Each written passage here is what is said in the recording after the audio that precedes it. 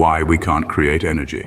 Well, to unravel this mystery, we need to delve into one of the essential laws of physics that shapes our comprehension of the universe, the law of conservation of energy.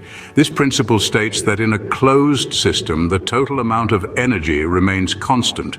Put simply, we can't create or destroy energy. We can only transform it from one form to another. Now, this might seem a bit perplexing. You might be thinking, when we combust gasoline in a car engine, aren't we creating new energy to drive the vehicle? The answer is a resounding no. What's happening is a transformation.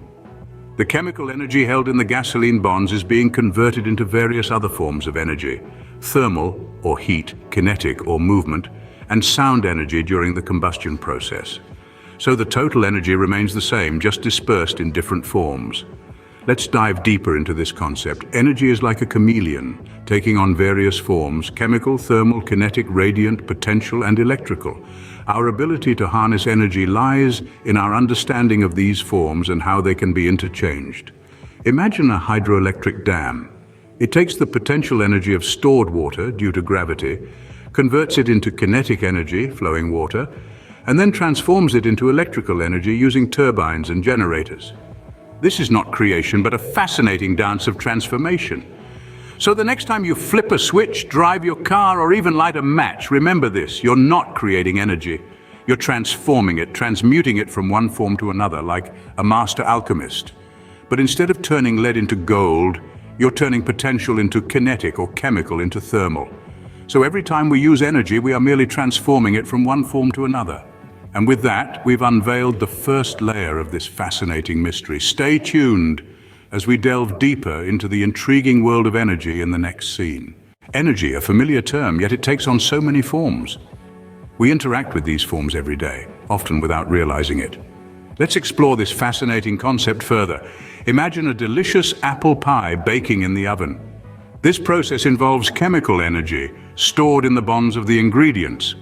As the pie bakes, this chemical energy transforms into thermal energy, which is essentially heat. The result? A piping hot, scrumptious pie ready to be devoured.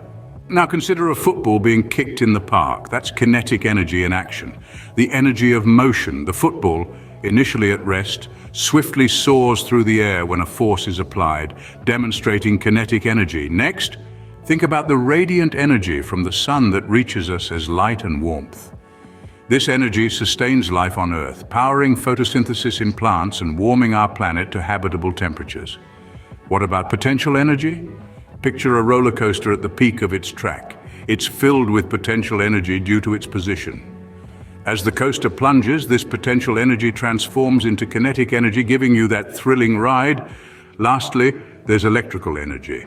It's what powers your computer or lights up your home. It's generated when electrons move from one place to another, like in a wire. The key to understanding energy is to realize that it's constantly changing, transforming from one form to another. Remember the apple pie?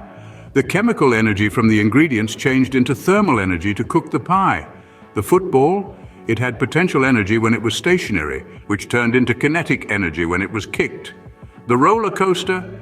It's brimming with potential energy at the top and kinetic energy on the way down. In essence, every action, every movement, every flicker of light or sound is a dance of energy transformation. From the food we eat to the cars we drive, from the wind blowing through the trees to the stars twinkling in the night sky, energy is all around us, constantly transforming and shaping our world. In reality, our world is a stage of constant energy transformation. Did you know that mass and energy are two sides of the same coin? This profound realization came to us courtesy of Albert Einstein's game-changing equation, E equals mc squared. This equation, which might seem cryptic at first, beautifully encapsulates the equivalence of mass and energy. Simply put, it tells us that mass can be converted into energy and vice versa. Now, let's take the example of nuclear reactions. In a nuclear power plant, a tiny amount of matter or mass is transformed into an enormous amount of energy. This is the principle behind both nuclear power plants and nuclear weapons.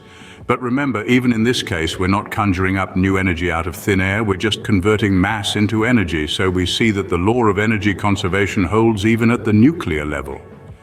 Yet again, we are not creating new energy, just converting mass into energy. If we can't create energy, does it mean we are running out? A question that might seem daunting at first glance, but the answer isn't as grim as you may think. While we can't create energy, the Earth isn't exactly running on empty. What we have to consider is the amount of usable energy available to us.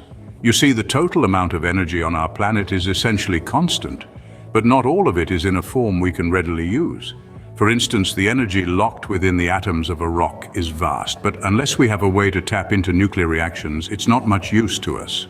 The key then lies in using our available energy wisely and efficiently. It's about making the most out of every joule, every watt, every calorie we have at our disposal. And this is where the importance of energy efficiency comes into play. Think about it, if we can do more with less, we're effectively increasing our energy supply. That's the driving principle behind energy-efficient appliances, smarter transportation systems, and improved building insulation. But efficiency alone won't solve the issue. We also need to focus on finding sustainable, renewable sources of energy. Sunlight, wind, ocean tides, geothermal heat. These are all sources of energy that are constantly replenished by natural processes. They are not just inexhaustible on a human timescale, but also cleaner and more environmentally friendly than traditional fossil fuels. Another part of the solution is reducing waste. A significant amount of energy is lost to inefficiencies and waste in our current systems. By streamlining these systems and improving our practices, we can drastically cut down on our overall energy consumption. In essence, the energy crisis is less about running out of energy and more about making better use of what we have. It's about innovation, efficiency, sustainability, and conservation. We might not be able to create energy, but we can surely harness it wisely. So how do we ensure a sustainable energy future? The key lies in harnessing the power of renewable resources, increasing energy efficiency, and reducing waste.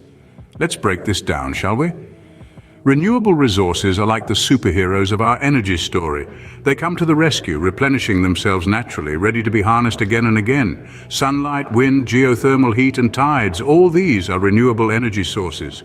When we tap into these sources, we transform their energy into electricity or power to run our homes, our vehicles, and our industries.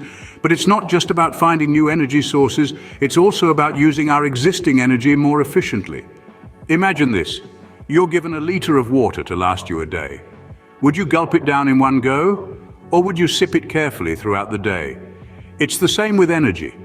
We need to develop technologies that use less energy for the same task. Think of energy-efficient appliances, improved building insulation, and smarter transportation systems. Every bit of energy saved is energy that can be used elsewhere. And then there's waste reduction. We often don't realize how much energy we waste daily.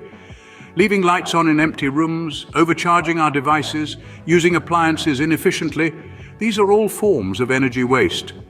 By adopting better practices, we can significantly reduce our overall consumption. In essence, our path forward lies in transformation, efficiency, and reduction. We transform the energy from renewable resources into usable forms. We become more efficient in our usage, getting more out of less. And we reduce waste, ensuring that not a single joule of energy is squandered. While we can't create energy, we can certainly transform it.